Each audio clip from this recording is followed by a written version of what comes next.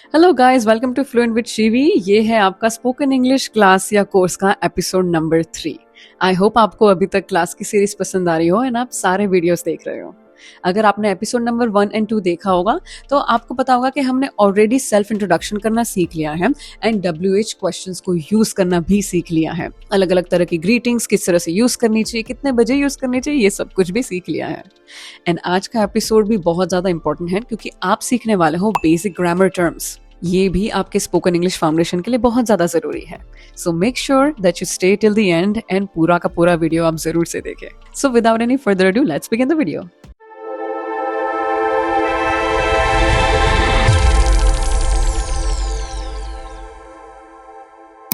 तो गाइज, अगर आप कंफ्यूज होते हो कि वर्ब क्या है, नाउन क्या है, सब्जेक्ट क्या है, ये सारी चीजें, देन आज के इस वीडियो के बाद आपको कंफ्यूजन बिल्कुल भी नहीं होगा। क्योंकि अगर ये सारी टर्म्स क्लियर होगी ना, तो फ्यूचर के वीडियोस में भी आप कहीं पे भी किसी भी मुझसे स्पोकन इंग्लिश सीख रहे हो, किसी से भी सीख रहे हो ना, कभी भी अगर कोई बोलेगा ना कि वर्ब, एडजेक्टिव, ये वो, तो आपको ये सारी चीजें आसानी से समझ में आएगी कि भाई ये है क्या, ये सारी चीजें। ठीक है, सो लेट्स बिगिन। सबसे पहले तो सीखते हैं what are grammar terms. So grammar terms are the names of different parts of a sentence. यानी ग्रामर की जो ये टर्म्स है ना, जैसे कि सब्जेक्ट्स, एडजेक्टिव, वर्ब्स, नाउन, ये सब कुछ है, वो सेंटेंस का जो पार्ट होता है ना, जैसे कि इस सेंटेंस को अगर अपने तोड़े तो उसमें जैसे कि एक चीज हो गई सब्जेक्ट, एक चीज हो गई वर्ब, एक चीज हो गई नाउन, इस तरह से होता है, right? Understanding these terms will help you speak right and correct your own mistakes. अगर आप इन चीज़ों को अच्छे से समझ गए तो आपको बोलने में आसानी रहेगी, लिखने में आसानी रहेगी एंड अपनी ही गलतियां खुद भी सुधारने लगोगे आप। So let's go step by step. पहले तो सीख लेते हैं basic parts of speech. There are the 8 main parts of speech in English. Number 1 होगा इसमें नाउन। नाउन यानी name of a person, place, thing और आइडिया। जैसे कि पर्सन यानी टीचर, डॉक्टर। प्लेस यानी कोई जगह, जैसे कि कनाडा, इंडिया, या कोई प्रॉपर जगह जैसे कि स्कूल, कॉलेज, इस तरह से। देन किसी थिंग के लिए भी यूज कर सकते हैं, जैसे कि book, phone. An idea like happiness, freedom, इस तरह से। Now speak with me. This is a book. I live in Delhi. So ये तो हो गए nouns. Now let's learn pronoun. Pronoun replaces a noun to avoid repetition, जिसका example होगा I, you, he, she, it, we, they. So instead of saying Ravi is a student, Ravi studies hard, we should say, or we can say, Ravi is a student, he studies hard. यानी जो noun है रवि, यहाँ पे उसको pronoun ने दोबारा से repeat होने से बचा लिया, यानी उसे रिप्लेस कर दिया। रवि लड़का है, सो उसके लिए ही यूज किया अपन ने।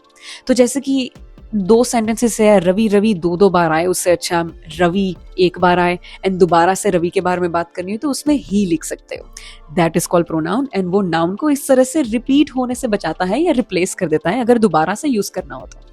आ गया ना आसानी से समझ में? Now let's look at verb. Verb shows action और state.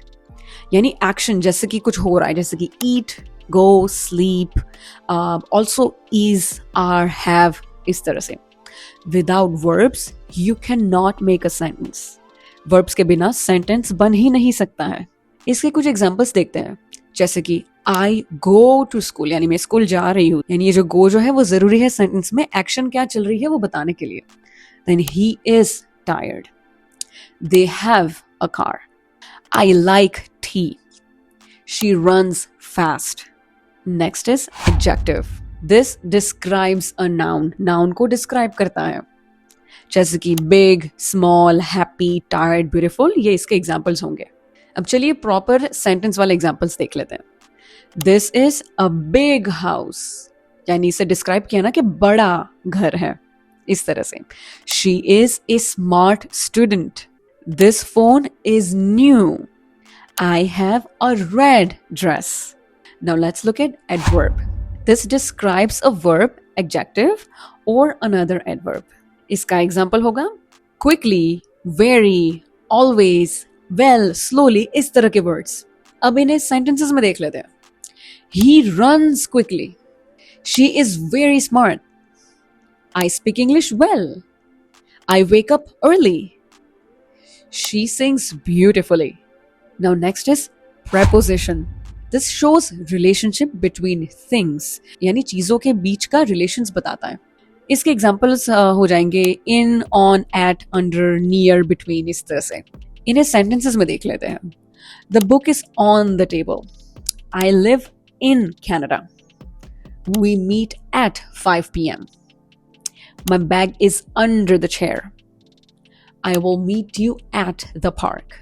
Now let's see conjunction.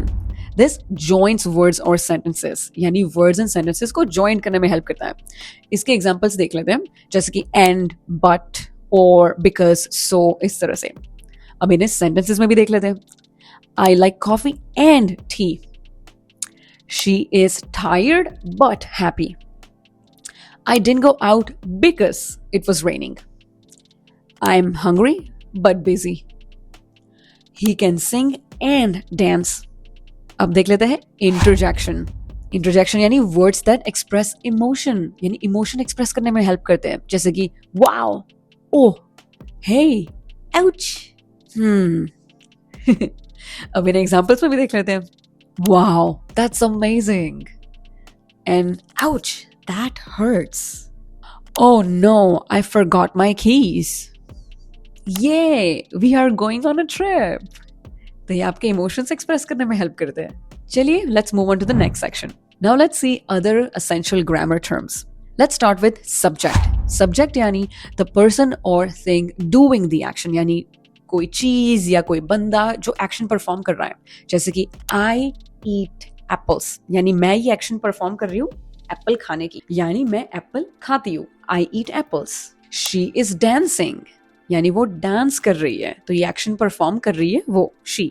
Next is object. Object यानी द पर्सन और थिंग रिसीविंग द एक्शन, जैसे कि ही लाइक्स म्यूजिक और he likes dancing. Now let's C sentence. Sentence क्या होता है? A complete thought, यानी एक पूरा एक जो थॉट है वो निकल के आता है तो सेंटेंस बनता है। A sentence always has a subject and a verb, यानी सेंटेंस में हमेशा एक सब्जेक्ट एंड वर्ब तो होता ही है।